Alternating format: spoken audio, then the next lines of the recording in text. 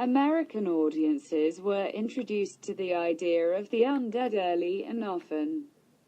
In 1910, the film Frankenstein brought the gruesome figure of the zombie to life. In this scene, young Victor Frankenstein attempts to create a new and more perfect human being in his laboratory. The results are horrifying, both for Victor and for audiences stunned by the quality of the special effects.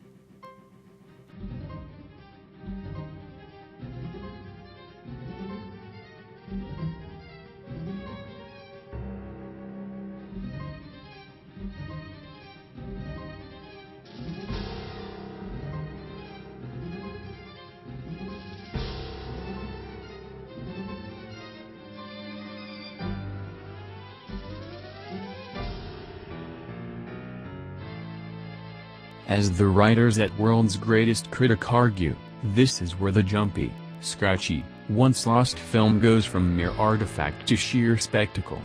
Unlike many adaptations of the novel, Frankenstein, 1910, shows us the monster being created, layer by layer in a special chamber that Dr. Frankenstein built. This is truly something to see and, in spite of its simplicity, the effect is amazing to see. The uncredited effects team created a lifelike doppelganger for the monster and burned it in a chamber, filming every second as layer by layer melted and burned away to the bones and then to nothing. That footage was then played backwards to show the monster growing from a heap of ingredients, resolving its bones together and growing layer upon layer of flesh until he was fully formed.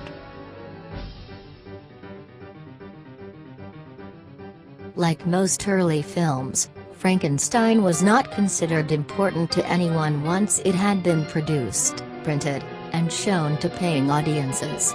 No one bothered to archive film in 1910, and Frankenstein was believed to be lost. In the early 1950s, a film collector in Wisconsin bought a complete copy of Frankenstein from his mother-in-law, who was also a film collector. Neither of them realized the importance of this single film for years. 20 years after discovering it, the film's owner had it transferred to new film stock. Later, he also had it burned onto DVD. Finally, in 2016, the University of Geneva restored the film and, in October of that year, displayed it publicly for the first time in more than 100 years.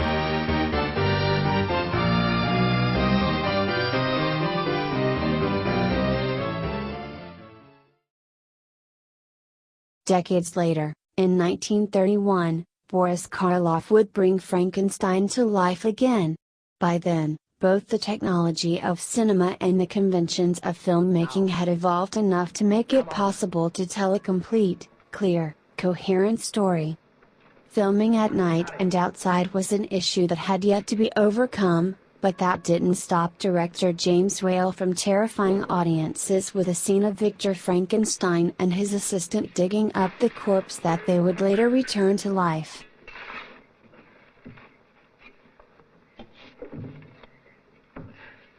The moon's rising. We've no time to lose. Oh, careful. James Whale was a fine director, and the pre-Code Hollywood era was a fine time to direct Frankenstein, but Whale's best decision, even better than hiring Boris Karloff to play his monster, was the decision to hire Jack Pierce to do all of the special effects. Jack Pierce was born in Greece and emigrated to America in his teens. He tried a number of careers, including being a professional baseball player, but his true calling was in the movies. Not in front of the camera but in front of the makeup table. In 1931, Jack Pierce designed the makeup for Bela Lugosi in Dracula, but Lugosi ruined Pierce's brilliant special effects by refusing to wear any makeup that he himself did not apply. Later that same year, though, Pierce created the makeup for Boris Karloff's version of Frankenstein, a design Pierce modeled after the creature in the 1920 film The Golem. Boris Karloff, unlike Bela Lugosi, was willing to work with Jack Pierce to make the makeup for Frankenstein's monster amazing, and the design the two men collaborated upon became the standard representation of this monster in virtually all movies that would follow. All movies that would follow except the 1994 film Mary Shelley's Frankenstein, directed by Kenneth Branagh and starring Robert De Niro. That movie should be considered a cinematic aberration, not an adaptation of Frankenstein. Or a cinematic miscarriage.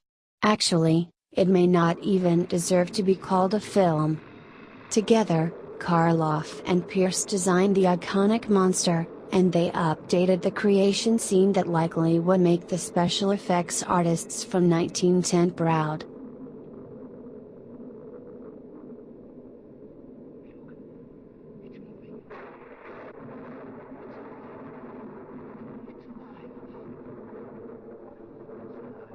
Later, in 1932, Jack Pierce would work with Bela Lugosi again. And Bela Lugosi would refuse to wear any of the suggested makeup again. Unlike Dracula, however, the second film on which Pierce and Lugosi collaborated would be much less spectacular and much less successful. White Zombie, based on The Magic Island by William Seabrook, was made on a budget of only $50,000. Roughly 10% of the budget for Dracula only a year before. Bela Lugosi did not have an impressive role in White Zombie, and Jack Pierce's makeup was pretty forgettable. In fact, his makeup choices had more to do with wardrobe than with any of the brilliance that made his work in Dracula and Frankenstein so memorable. But both Pierce and Lugosi would leave lasting marks on Hollywood and on the image of The Walking Dead.